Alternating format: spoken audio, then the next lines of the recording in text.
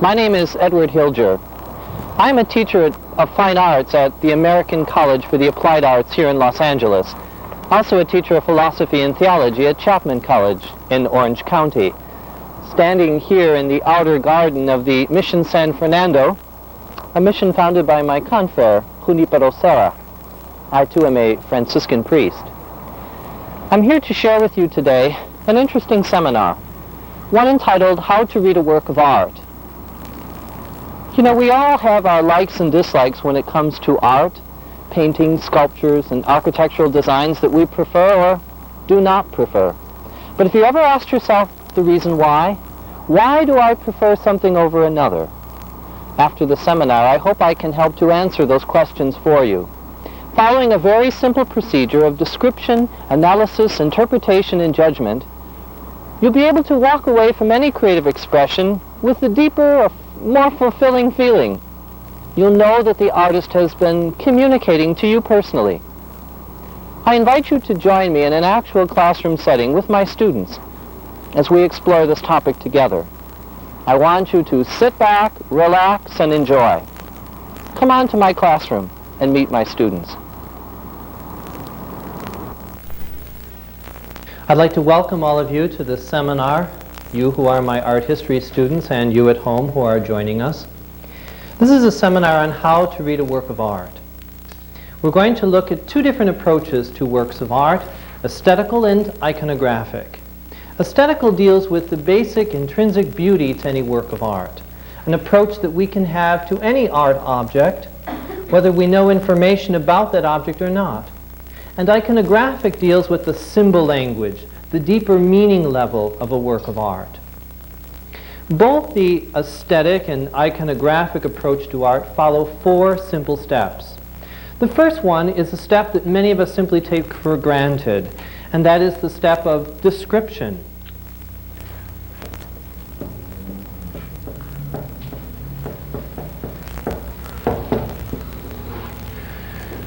To describe what we're looking at seems sort of ludicrous, but back up and do this very simple step. I'm looking at a painting, I'm looking at a sculpture, this is an architectural rendering, a building, this is a piece of pottery, this is a piece of graphic art. A simple description, and within that description we're going to look at the elements of design that are operative. Line, shape, color, texture, value, and space. There are 6 of them. Now, a work of art may not have all 6 of them operative. It may have half of these, one of these, some of these.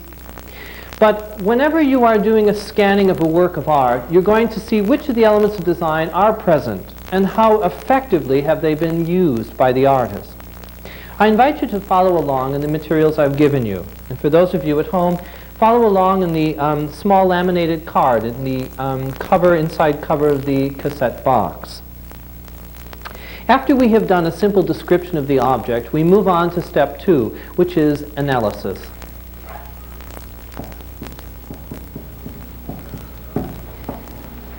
Analysis under this level, the iconographic level, the aesthetic level, is basically how are we looking at the object. It deals with how is this object put together or organized? What principles of art do we find operative here? Things like balance, perspective, etc. So analysis is looking at how is it composed? How is the object put together? The third step is interpretation.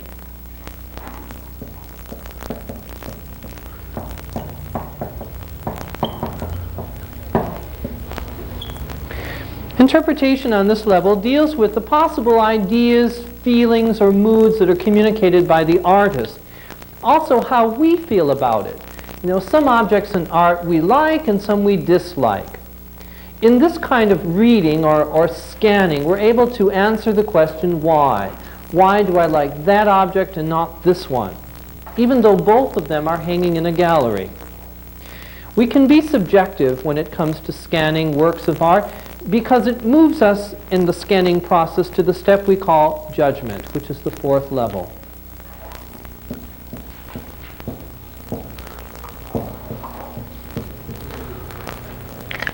Judgment is the conclusion that we reach about the object. I like it or I don't like it, and you answer the question, why? You know, elementary school teachers often run into the problem when children do not do their homework assignment or come to school late, and when the teacher asks them, why did you not do your homework, why are you late for class, the children usually answer with the reason, well, because. And they stop right then and there, because. And the teacher often says, but that's not a reason. And in the child's mind it is, because is this great big huge sort of nebulous space that encompasses all kinds of answers and reasons. But as we mature, we know that we have to finish the sentence with an objective reason. I like this particular pair of shoes and not the 44 others that are next to it on the shelf because I like the color, I like the fit, I like the style, I like the fashion. I always choose red cars because red is a very powerful color for me. So there's always a reason behind it. The reason may be very subjective, but at least we're in touch with our reasons. Why do we select the things we select? So under an aesthetic scanning then, we're going to really look at an object for its intrinsic beauty. We may not know a lot of information about it. Who created this object? When was it created? How much is it worth? When did the museum acquire it? Etc. All of those questions are answered under the second approach, the iconographic one. So what we're going to do now is turn to slides. And we're going to look at a series of slides that illustrate each one of these points. And afterwards, we're going to then go back and do the same process from an iconographic point of view.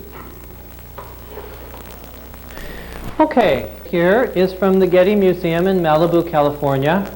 And like most objects that we're approaching in a museum gallery, the first thing we'd like to find out is who is this person supposed to be?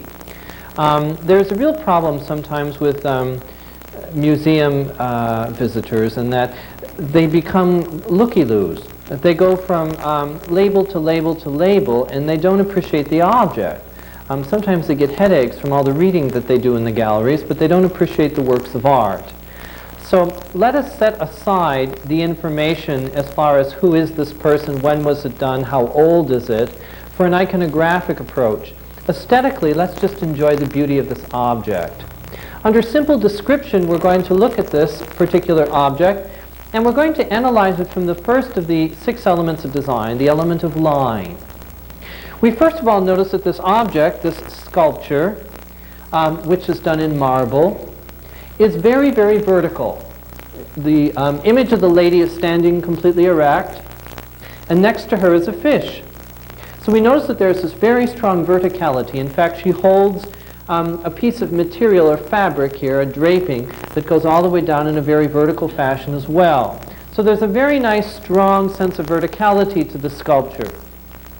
But in addition to the verticality, there is also a very sensuous line.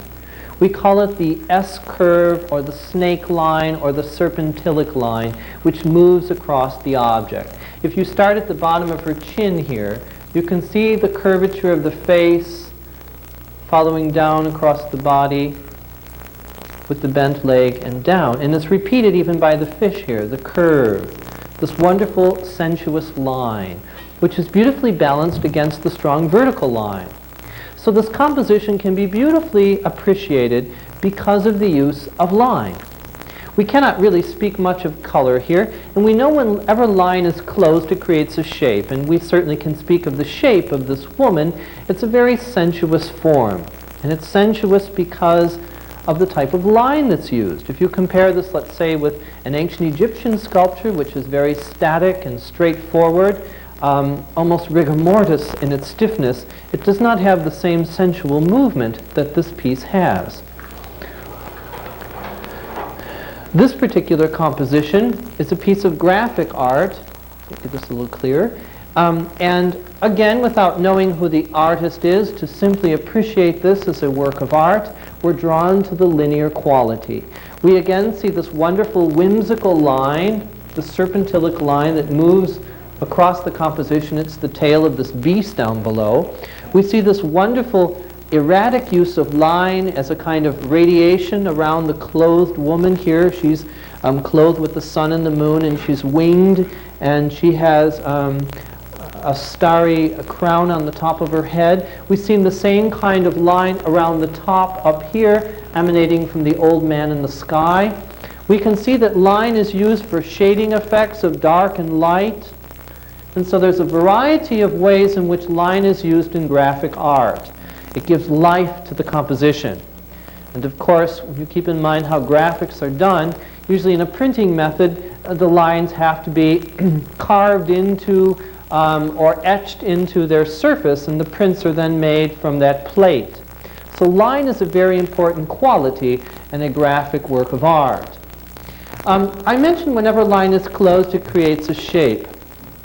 In this next image, we see that shape is the dominant element of design that is red here. The shape of this composition is really very interesting. We can make out the fact that there is a head with a nose, which is the only aspect of the face or physiognomy that's present, a long neck, a long trunk of the body with folded arms, 2 legs and 2 feet.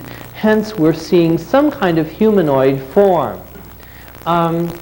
It's very, very simple, it's very stylized, and in its simplicity there is a certain elegance here. You know, oftentimes in art it's not the adding of more line, the adding of more color, or the adding of more shapes as it is the taking of some away. There is a certain elegance and simplicity, and one of the great beauties of this piece is its elegant simplicity. In this piece, which is an illuminated manuscript, we can see how line and shape become very, very important as a mode of communication. We all know that the written form of communication is the alphabet, something we learned way back in grammar school. We communicate in a written form through letters, and certain letters are associated with certain sounds, and together they create words and communications. Well, we find that there is a mode of art referred to as manuscript illumination where books were copied by hand. And as the beginning of the text was found on certain pages, the first letter of the text was illuminated. It was exaggerated, and in this case we see the exaggeration of the letter P, large letter P. And in the center of the letter P we see a figure, which does not take a whole lot of iconographic knowledge to figure out. It's a Christmas scene, a nativity scene. The letter P is the first letter of the word puer, P-U-E-R, which is Latin for boy. And puer, noctus est nobis, a boy is born to us, of course, is the anthem or the opening refrain of chant for the Christmas vigil. And so this is a song sheet that refers to the Christmas celebration. The illuminated image in the center of the P is once again a nativity or Christmas scene. But we can see how the closed line of the P creates the shape of the letter, which we right away can associate as a mode of communication. So calligraphy becomes a very important art form, a way of communicating a certain subject. The element of design that we so readily associate with art is color. This painting is recognized because of the color that the young man is wearing, the color blue, hence the name of the painting, Blue Boy. In this painting, we can see how the artist is able to manipulate his palette to create a wonderful variety of tones and shades in the color of blue. It goes from light to dark with highlights, several parts of the composition where the light is actually falling on the composition itself, and how part of it is receded back into the background to give one a sense of distance, that one leg is in front of the other. Color, of course, is that which our eye is immediately drawn to in artistic presentations. But if you can discipline yourself to appreciate the other elements of design as well as color, I think you will have a much richer appreciation of art. Some artists prefer to work in black and white, and that does not mean that their creativity is any less effective. In this composition, again, the color gives rise to the very name of it. The central image of the crucified man here is done in yellow, hence it's referred to as the yellow crucifixion. Notice how the background becomes almost abstractive. The trees in the background just become red shapes set against the hills. There is this wonderful sense of simplification of shape here, and there's even exaggerated sense of color. And what's interesting is that if you notice several works done in the same vein, you can identify a sense of style, a style that we associate with a certain artist. Hence, sometimes an artist expresses his or her personal style in the colors that they use. An element of design which is oftentimes downplayed and not considered the most important, but certainly one that adds a quality of realism and excellence to any work of art, is the element of texture. Texture is how things appeal to the sense of touch, the tactility of the subject matter. And if an artist is trying to render something in a very realistic fashion, he wants to also share with us what it would be like to touch that particular object. In this portrait of an elderly lady, our eye can feel the softness of her skin. It can feel the moisture of her eyes. Our eyes can feel the rather rough, natural fibers of her clothing. That's the textural quality. And that's what adds a quality of realism to this particular portrait. If we compare this with this next one, which is actually a jungle scene, we can see where the artist is really enjoying the sense of texture or tactility here, sharing with us the spiked points of these leaves, or the little coarse fur on the monkeys, the soft texture of these leaves, the flowers, the fruit, etc. This painting is full of textural qualities or tactility. And again, it's one of the elements of design that adds further the quality of realism. Another element which adds life to the composition is value. Value is dealing with light and darkness. How is the artist able to manipulate light? How is he able to enhance the light with a certain sense of shadows and darkness? In this particular portrait, it's only the face that's illuminated, and the light seems to come from up in the corner here, straight down, illuminating the face. Because even in the lit face, we see a further illumination or highlighting, which runs down the nose and under the eye and on the top of the head. The rest of the face and the body recede off into the darkness of the background. Some of you may recognize this portrait as done by the artist whose great hallmark of style is his modeling of darkness. It is a portrait done by Rembrandt. And it's interesting how he does select a certain quality of his subject matter that he will highlight, and the rest of it is imbued with darkness. In this composition, we can also tell immediately where the light source is. It's coming from out here in some opening in the cave, and it's coming straight down across this person. It's illuminating the front of his face, his hands, the outer part of his coat, the corpus of the cross, the edge of the book, and of course a small piece of paper upon which is written the artist's name, Domenico Theotocopoli. He's also known as El Greco. The image is like we had seen in the painting by Rembrandt, fading off into darkness. There's sort of a very heavy negative space that surrounds the object on all sides, so as to draw our attention only to that which is modeled in the light. So value is a way of modeling our subject matter in light. The last element of design, which is operative in a creative expression, is that of space. Space is basically how we pull all of the elements together, how we organize them, how we coordinate them. Space is how we deal with the picture plane, or if it's a sculpture, where is it intended, for a niche or standing in the center of a room? If it's an architectural design, what is it meant to function as? How many people should fill this architecture, etc. This is a painting, and in this particular painting, the artist has a very interesting way of dealing with the sense of deep space. We all know that if we go to a movie and we're sitting in a theater, before the movie starts, we're looking at a blank screen, very white, very flat, very forward. All of a sudden, the projector starts, the movie begins, and immediately we are projected into deep space. We are invited by the cinematographer to join him in this faraway place. We allow our imagination and the visual to lead us on into the third dimension. Well, artists working back, as this one was in 1492, did not have the enjoyment of cinematography. And so they're trying to do in a two-dimensional painting what a film person would do today, and that is to project space.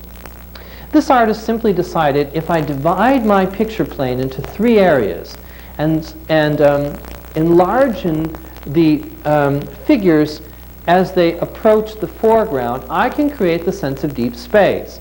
So he divides it into the bottom, the middle, and the top.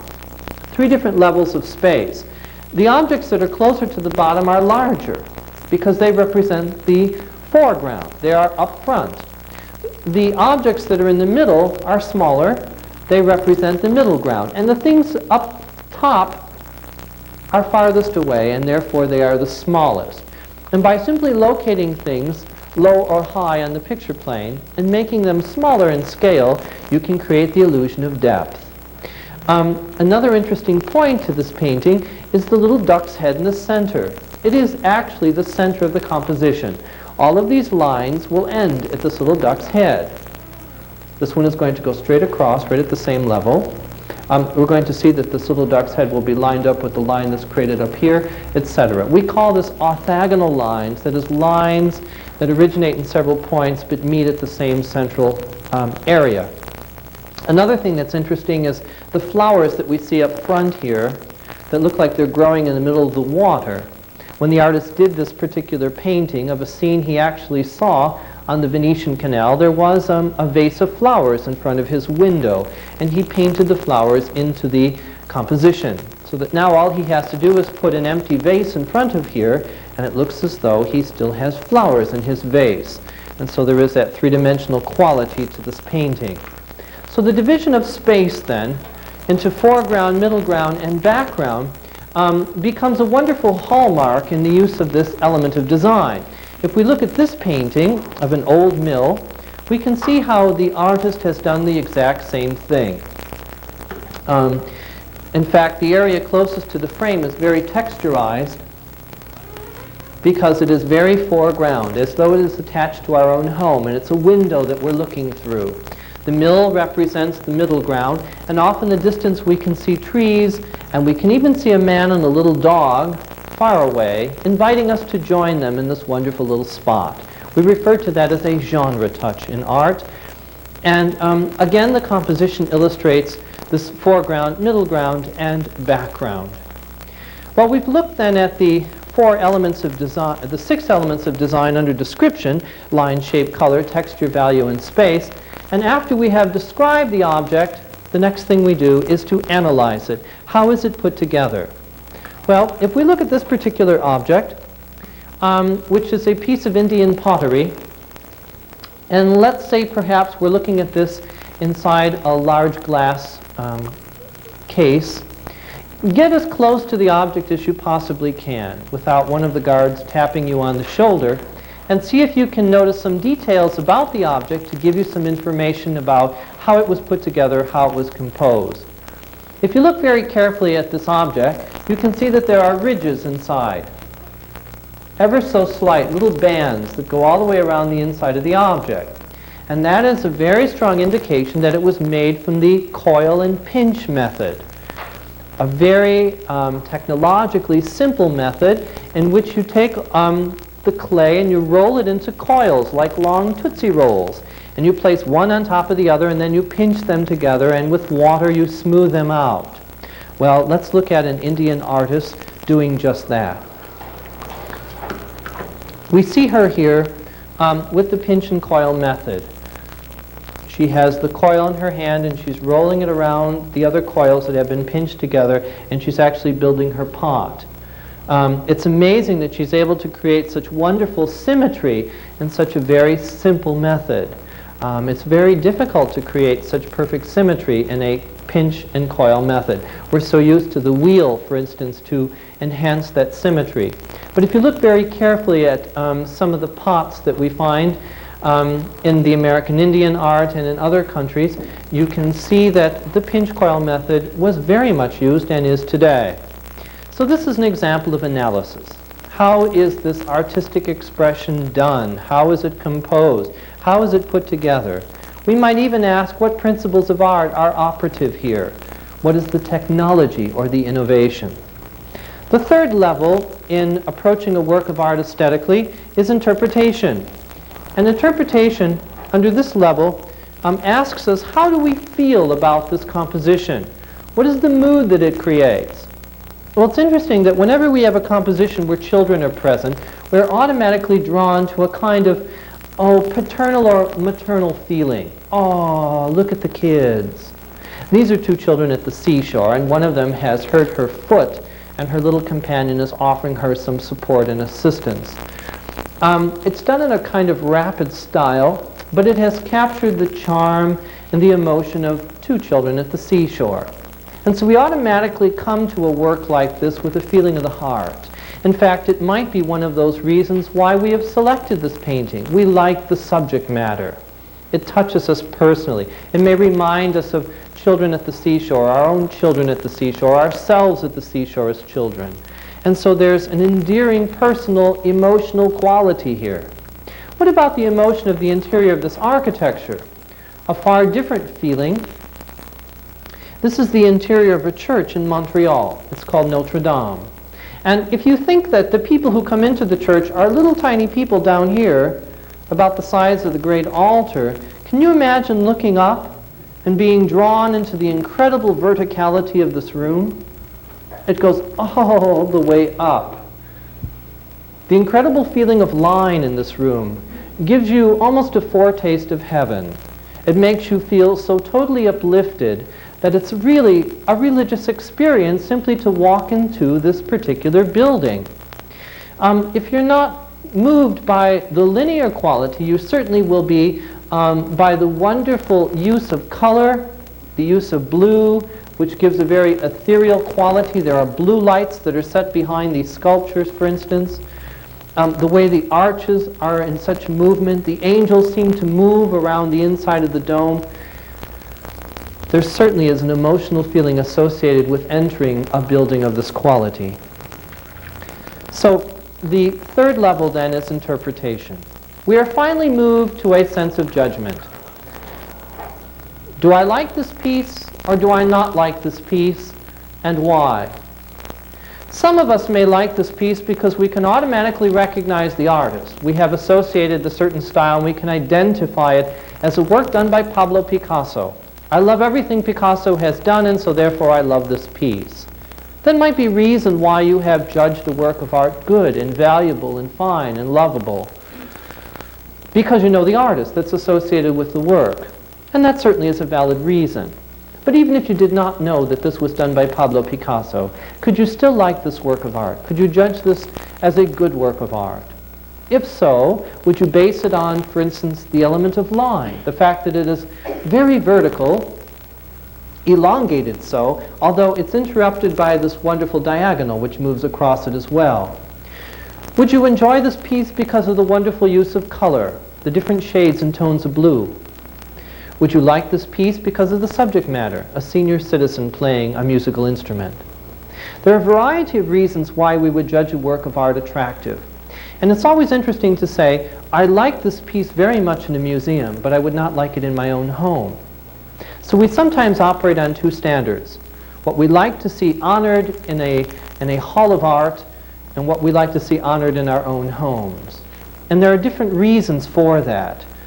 Sometimes the furnishings of our own home, the color of our own home, etc., are all reasons why we would or would not select a certain piece to join what we already have.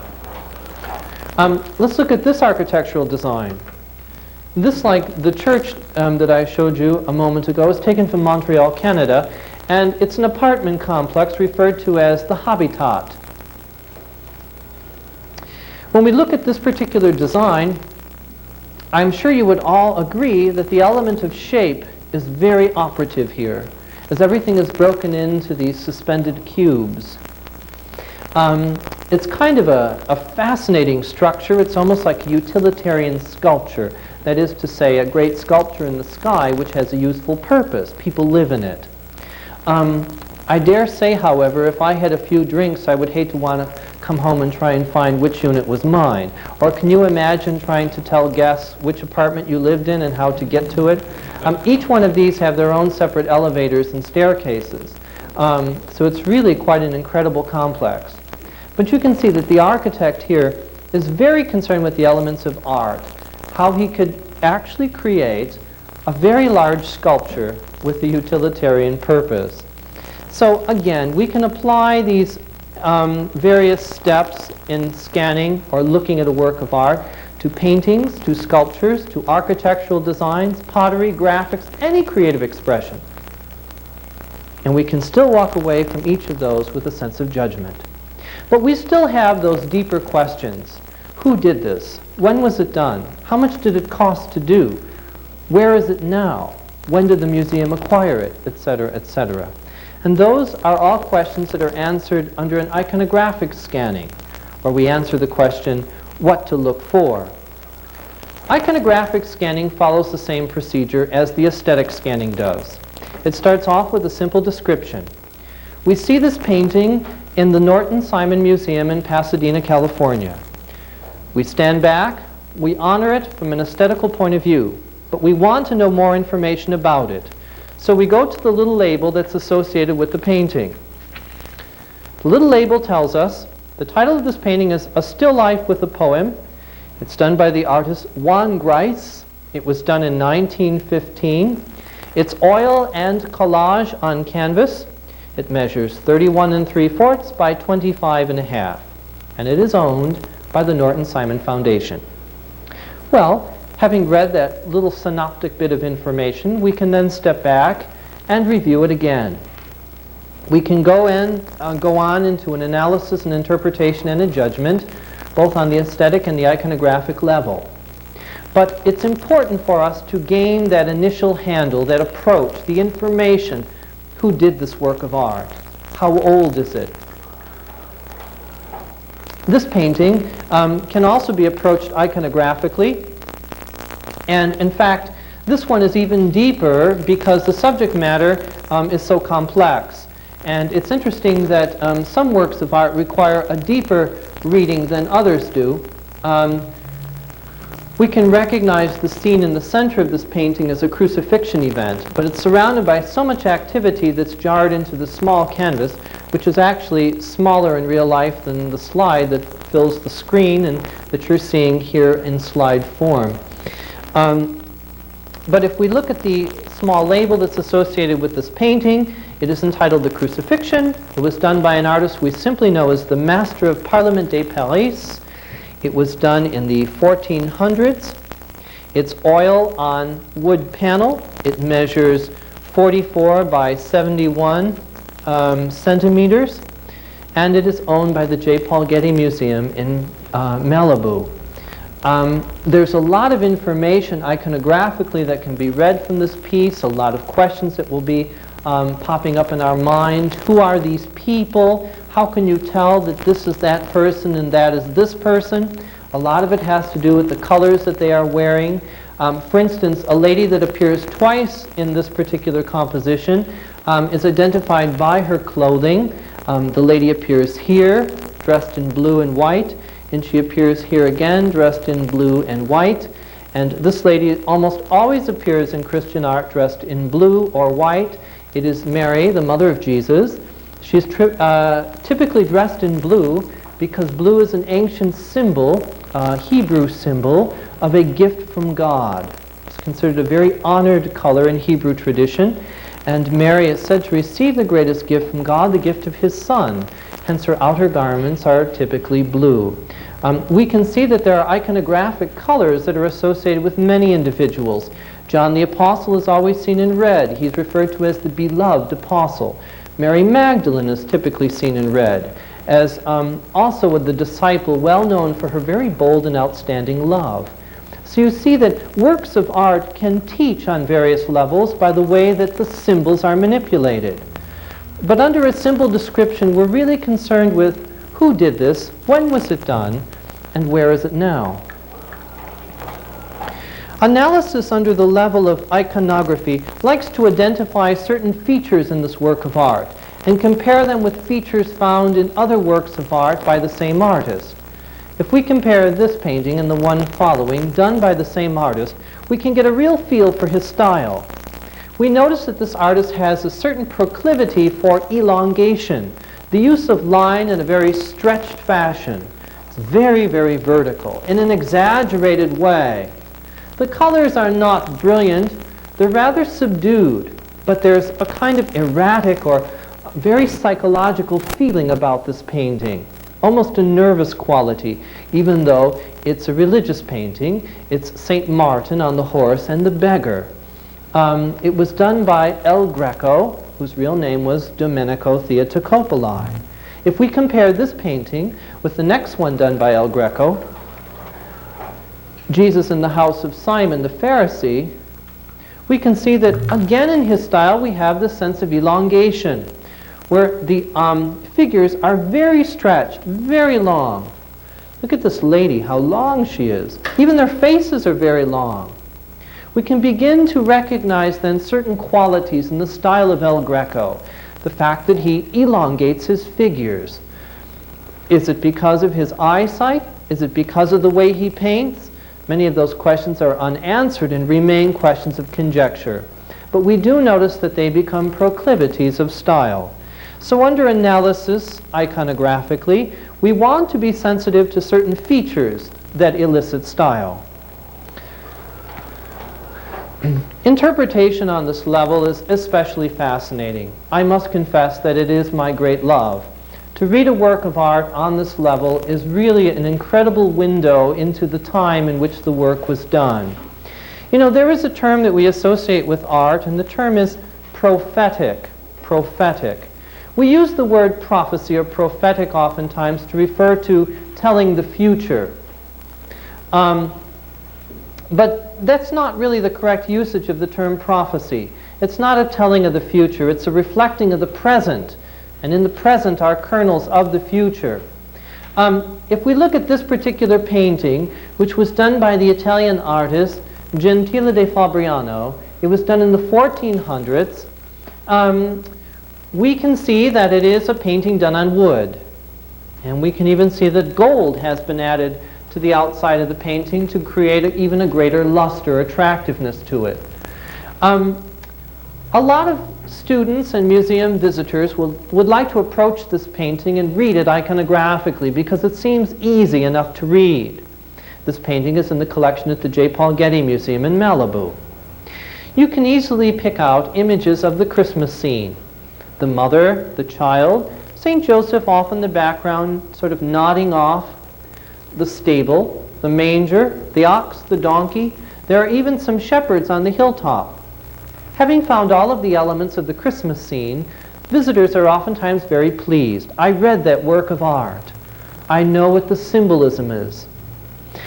But after they have come and told me, and oftentimes this was the case at the Getty, I would ask them to go back to that piece that they felt they could read so easily, and to contemplate it. Works of art from this period not only need to be read, they need to be contemplated. And if you go back to this piece and look at it in a much deeper way, you'll see that it's not that easy to read. You see, this is actually a little portrait of faith, and it's used as a teaching. If this is a Christmas event, it truly would be a glorious event in Christian history, the birth of Christ. And of course, we're told that Christ is the only son of Mary. Well, if this is her only child, look at the face of the mother. Is she happy at the birth of her child? No. She's very sad, very melancholy. Is she dressed in her royal blue that we so often associate with her, the symbol of gift from God? No, she's in a very, very dark blue, almost black. And the child on her lap, is it a moving, lively, happy little bambino vivo we so often see in Italian art? No, he's a very lifeless little child. He's not covered with swaddling clothes, which would be like tightly drawn little bandages around his body to protect him. He's loosely covered with a transparent shroud. The cloth underneath the baby, at the bottom down here, is called a pall. A pall is a vestment that's used to cover a casket in the ritual of burial. It's meant to be the dead child in the lap of the mother. It's reference to the pietà, the taking of the dead body of Christ down from the cross and cradling him in the arms of his mother. Why then is it presented as a nativity? It is presented as a nativity to draw a parallel between the beginning and the end, the birth and the death. The reason why the baby was born was so that he would die. This is a work of art that's used for a teaching purpose. We call that a catechetical work of art. We've all heard the word catechism.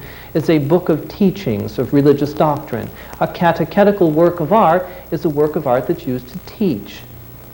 And so this is actually used to teach the parallel between the beginning and the end. The artist gives us a very strong hint that he's doing something strange here.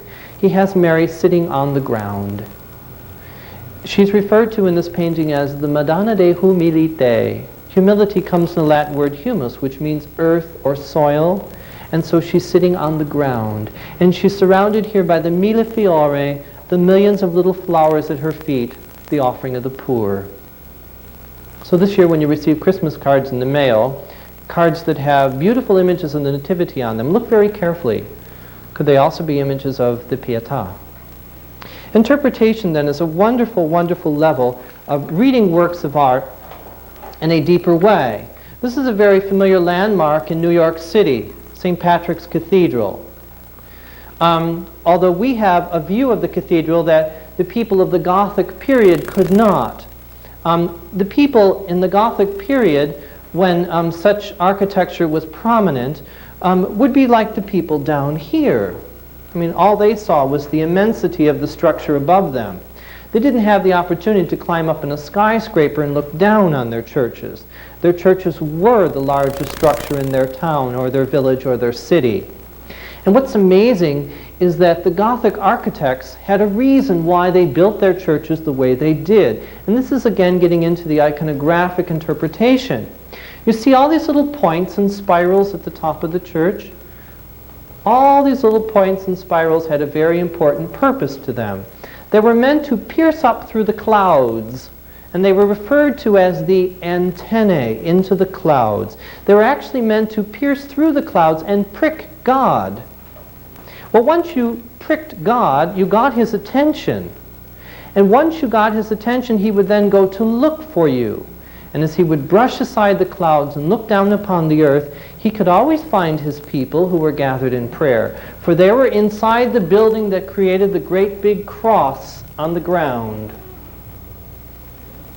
Now, they did not have the opportunity to actually see the cross on the ground because, as I said, they didn't have the opportunity to climb into a building taller than their church or fly over it in an airplane or a helium balloon. So we have an advantage today as we look at Gothic architecture. We can see the philosophy, the insight, the prophetic insight that the Gothic architects had seen centuries ago. And it's amazing how we can apply this sense of interpretation iconographically to architecture as well as to paintings and sculpture. Well, once we've interpreted a work of art, the next thing to do then is to judge it. And we'll go back to a piece that we had seen a little earlier. It's actually a piece from an ancient civilization known as Cycladic. It dates to 25,000 BC. And it was a ritual piece. You recall we had seen a frontal view of one similar where you only saw the nose and the exaggerated head, the crossed arms. Judgment on the level of iconography looks at a work of art in its context of the historical development of art. In other words, what is the special usage or beauty of this piece in the history of art itself? Well, if we compare what the artist of 25,000 years ago has done with the work of, let's say, Pablo Picasso, a piece that was done in the 60s, 1960s, we can see a wonderful correlation between the two. He was inspired by ancient and primitive art as a way of simplifying his subject matter. In this sculpture, we can see where the work of art is really meant to be the face of a human being, as was the Cycladic piece. We can see the eyes, the nose, the mouth. We can see the planes of the face. It's actually entitled Marguerite. Marguerite is reference to his beloved. And a very large expression of this piece is found in the Civic Center in Chicago, Illinois. So, we have seen then in slides how we can move through these 4 steps: description, analysis, interpretation, and judgment, and how we can approach works of art with a certain sense of comfort, for we can walk away from any creative expression then with a communication from the artist himself. We have seen in slides how we are able to move through the 4 steps of description, analysis, interpretation, and judgment, from which we can feel a certain sense of comfort when looking at a work of art, that as we walk away from it, the artist has communicated something to us personally, the communication of the artist to his audience. And in that way, we have a certain appreciation. Whether we like the object or not is not the point, because we're able to substantiate our reasons drawn from all of that we have talked about above. But the ability to walk away from any art object with a sense of appreciation is certainly the purpose of this particular seminar. So as we conclude the seminar together, I wish you all the very best in your object reading and the very next time you scan or read a work of art.